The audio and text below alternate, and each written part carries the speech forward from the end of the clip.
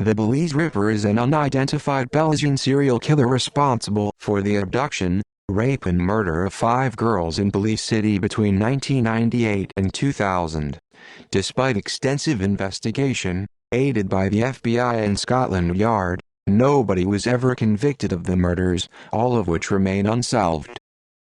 Murders on September 8, 1998, 13-year-old Sherry Lee Nicholas, a 5th-grade student at Belize Ripper School in southern Belize City, went missing while walking towards her school. The girl's whereabouts remained unclear until October 9, when her body was found in a pool of water near the George Price Highway. She had been stabbed more than 40 times in the head and chest, with one of her arms nearly cut off and face cut open.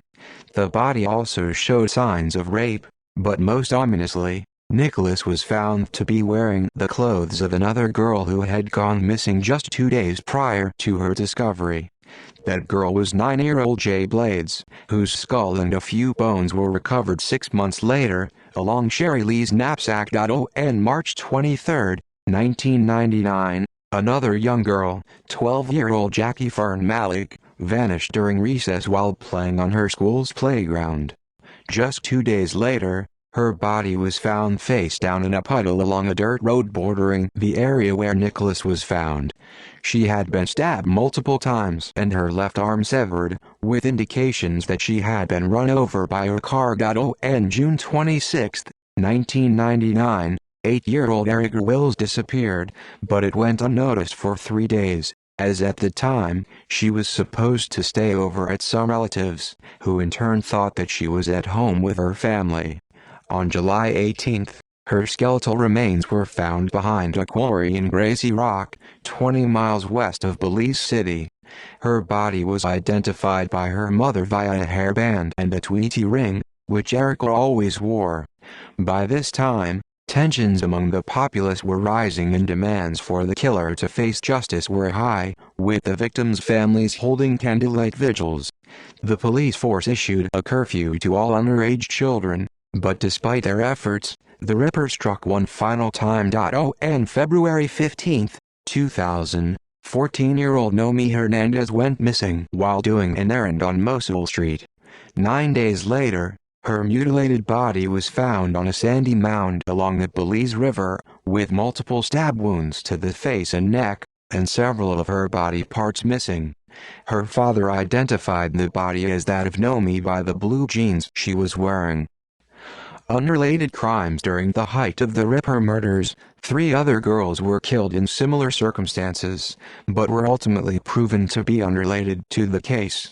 They were Samantha Gordon, 15, last seen on November 6, 1998, after telling her mother that she was going to visit the old Civic Center with some friends. 2 days later, Samantha's naked, bruised body was found floating at sea near Ladeville's Vista del Mar, with deep stab wounds to the back and knees. In June 1999, 4 men were charged for her murder and convicted. Karen Cruz, 10. In June 1999, Cruz disappeared from the veranda of her Orange Walk town home. The day after her disappearance, her corpse was found at a stadium 2 blocks from her home, with signs of being raped. Initially believed to be a Ripper victim, suspicions were later directed towards her next-door uncle, 38-year-old Antonio Beza, who was reportedly stalking the girl. He was later charged and convicted in her murder. Rebecca Becky Gilharry, 13. Shortly after Blade's disappearance, on February 15, 1999, Becky's body was found near a Mayan archaeological site in Santa Rita Hill in Coralzal Town, after being reported missing the previous day. She had been raped and subsequently strangled.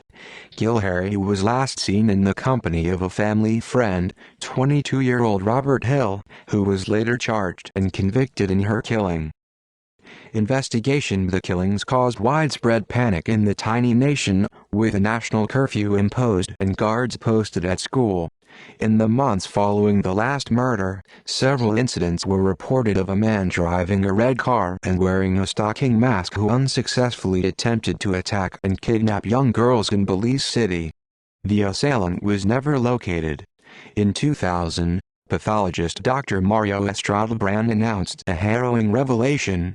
Prior to being brutally murdered, all of the girls were plied with alcohol and drugs, as well as being tortured. The Ripper had used the same instrument in all 5 cases, and judging by the precision of the cuts made on the bodies, it is assumed that he either has a medical background or at the very least access to surgical utilities. Authorities also believed that there's a possibility that there might be more than one person involved. At present, no new leads have been reported, and the Belize Ripper murders are considered the country's greatest cold case.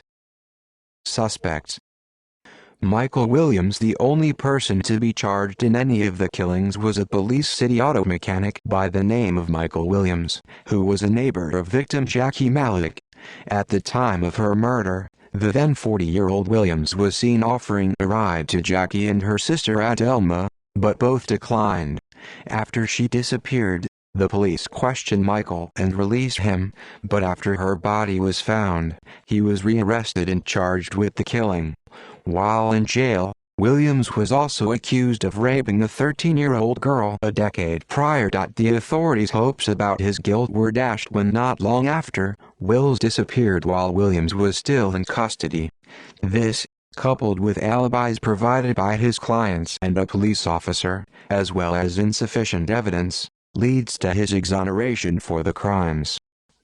Lonnie David Franklin, Jr. It was suggested that Lonnie David Franklin, Jr., an American serial killer connected to the murders of at least 10 sex workers in Los Angeles, California over several decades, could be a possible suspect.